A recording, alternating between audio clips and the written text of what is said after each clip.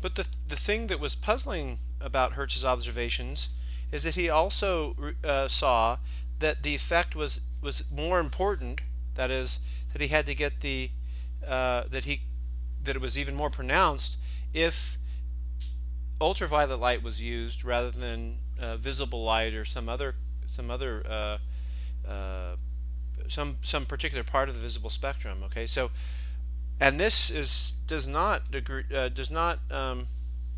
agree with with the picture of the photoelectric effect in terms of uh, classic as in terms of light being composed of classic waves, because again it should be independent of the wavelength when you square when you generate the intensity of the wave is independent of the wavelength, and so the energy that it carries should be independent of the wavelength.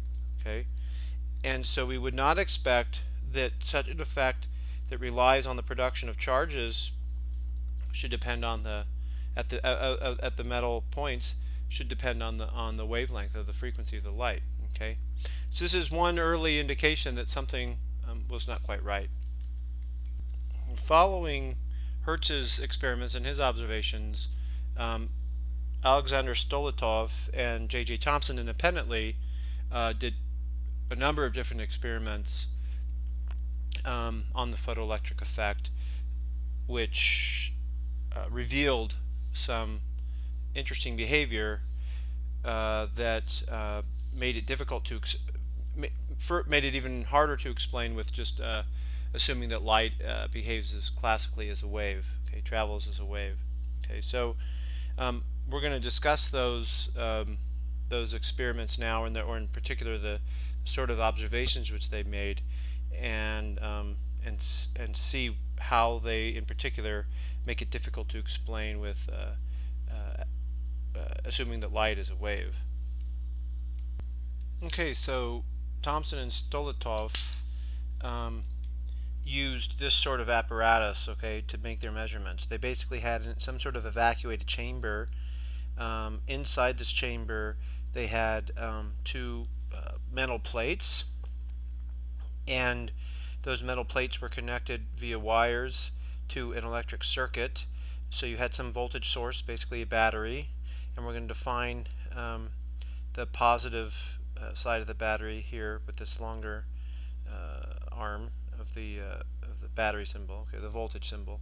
So so you have this direction is positive voltage. Okay, if you have a positive charge on that side on this plate, we'll define that as a positive voltage.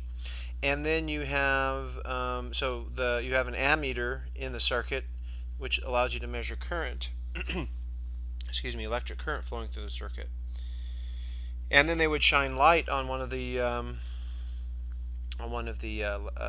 plates, one of the metal plates, and they would measure the current through the circuit as a function of the voltage that they apply for particular intensity of light that they shine.